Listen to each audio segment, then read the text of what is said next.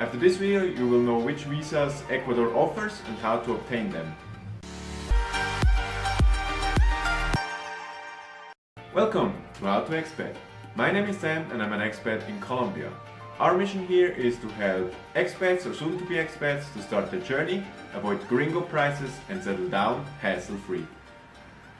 So when I tried to research which visas are out there in Ecuador to get and how to get them, it was very difficult because there are a lot of informations out there, but they're not really updated and some are contradicting, and it's really a pain. So that's why I decided to make this video for you, so you can watch this video, sit back, and after this video you will know how to go about getting a visa in Ecuador. So a little disclaimer in the beginning, not because I'm scared that I get sued, but because I want you to know where I'm coming from.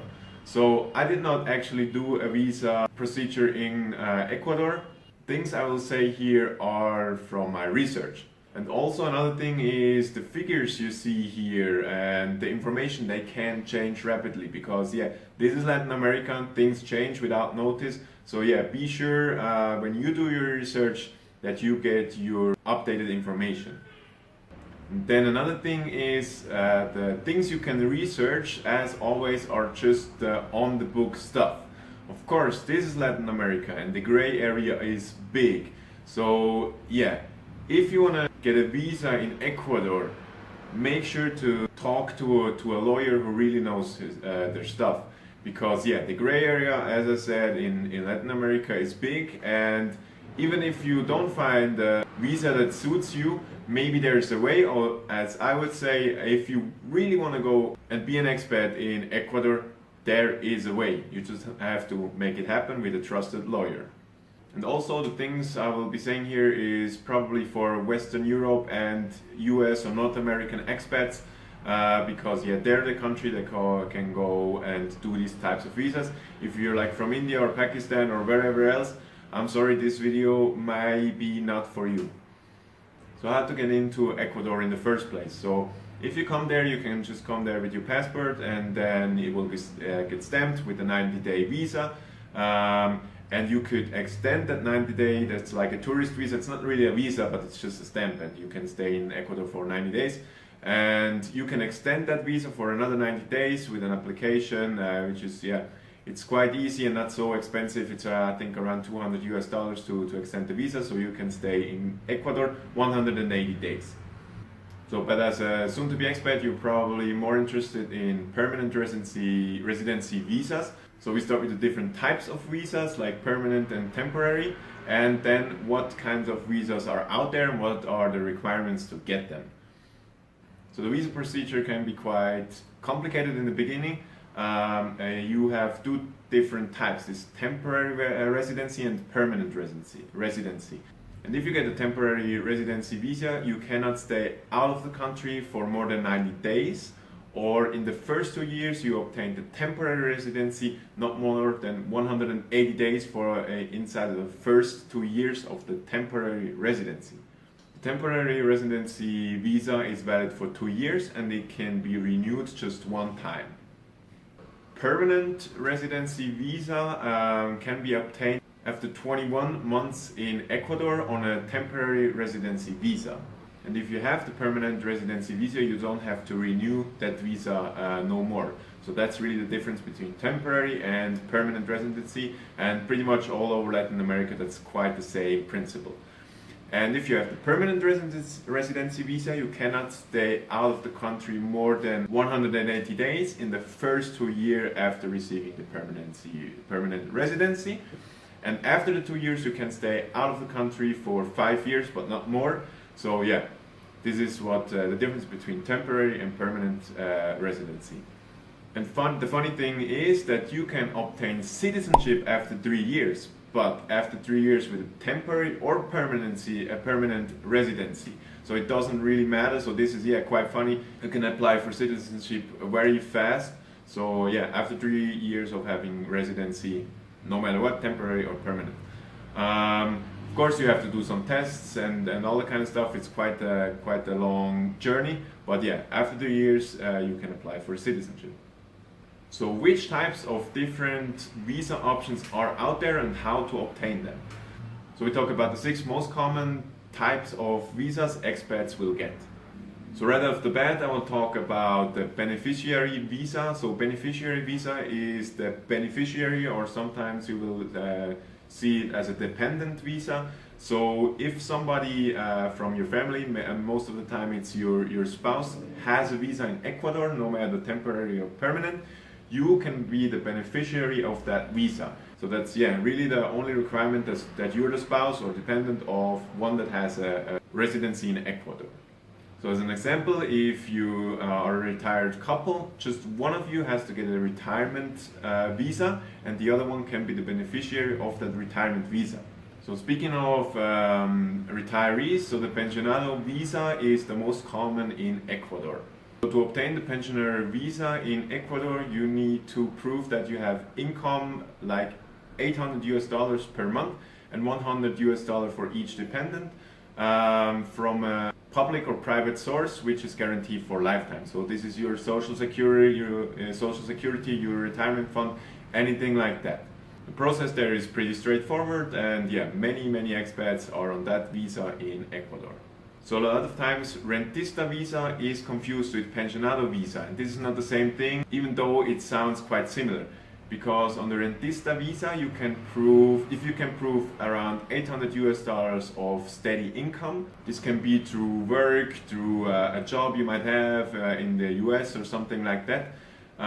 It can be done that you get a Rentista visa, even though if you don't receive your money from a pension. But that's quite a new type of visa, and even the Ecuadorian government and the people that work there have some issues with that, because not every source of income is valid. So check that with your attorney if the income you have is valid for that type of visa. And again, with the Rentista visa, this is $800 per month and $100 for each dependent. So the third on our list is the investor visa in Ecuador for real estate or a bank investment. You can invest around $30,000 in real estate and obtain in this way the visa or the investor visa in Ecuador.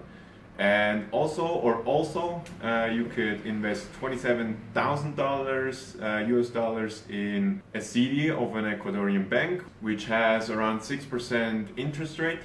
This is also a pretty straightforward process with this type of visa, but there has been a law change that you have to prove $368 US dollars in the year 2018, like a monthly source of income. So why $368 US dollars? So $368 US dollars is the current minimum wage in Ecuador, and the prices here you will see are all income based. So it's not $30,000 just by coincidence, but Ecuador calculates it like that. You have to get, for an investment in real estate visa, you have to get 80 minimum salaries of Ecuador. So this will be 80 times 368. So this is roughly 30,000 US dollars. And the same is that you have to, with the investor visa, you have to also prove a steady income of one minimum wage of an Ecuadorian, so 368, so you have to do the investment and you have to prove 368 US dollars of monthly income. This doesn't have to be notarized or anything like that. It's really just a printed document from like your online bank account back home in the US, where you can prove that you have 368 steady income the last 3 months in some kind of bank statement, and I think that should be quite easy to get. And almost forgot, for each dependent you have to invest $500 US dollars more in that kind of investment, so in the real estate or in the bank investment. Then also popular visa is the work or religious visa, so this is quite easy if you have work in Ecuador or if you're in a religious mission. You just can get a visa, quite straightforward. What you have to have is like a mission or a job in Ecuador already. And the probably funniest visa you can get in Ecuador, structure-wise, is the professional visa. You can obtain a visa in Ecuador if you can prove that you have a university degree, like a PhD or a bachelor or a master's. And then Ecuador has to validate that kind of degree. And if you have that and you have a steady income of $368 again, you can get a visa, a temporary visa, without investing anything. And even if you're a retiree, you can get that visa. So many people do not get the Pensionado visa because it's $800 per month you have to prove. And if you're below that and you still want to live in Ecuador, you could do that route too. So people might ask, why should Ecuador have a Pensionado visa where a retiree has to prove that he gets $800 per month? And why is there also a professional visa where he has to choose to prove that $368 a month? And to be honest, nobody knows. That's Latin America, that's how things can work here. So yeah, really no explanation for that. It's just possible and you can take advantage of that. And again, to prove that you have a steady income of $368 per month, you just have to print your last 3 bank statements and that's it. Then the last residency visa is the so-called Amparo Visa, which is the marriage visa in Ecuador. Yeah, of course, you have to be the spouse of an Ecuadorian citizen and you will get your visa. The interesting thing about this visa is that it's permanent from the start. So you don't have to go through 21 months of temporary residency, you just can skip that and go to permanent residency right away. So what are the costs of these visas? Usually a cost of a visa, it really depends, but to put it in a nutshell, it's around $500 if you do it by yourself. But this will be quite a hassle because you have to get all the documents and all that kind of stuff. It's really complicated here in Latin America. So my advice is try to get a lawyer to do that. And the whole service where they take care of you will probably be around $1,500. They will open a bank account with you. They will go through the whole visa thing. And yeah, I would really advise to do that. We did that in Colombia as well, where we live. Yeah, it was really worth it. So I don't have a personal connection in Ecuador, but an article that really helped me, or a website that really helped me for researching this video was from Sara Chaka. So I will link her website, ecuadorvisas.com, in the description down below. I think she offers a free consultation, so take advantage of that. And if you have any other questions about Ecuador or expat life in general, leave them in the comments below.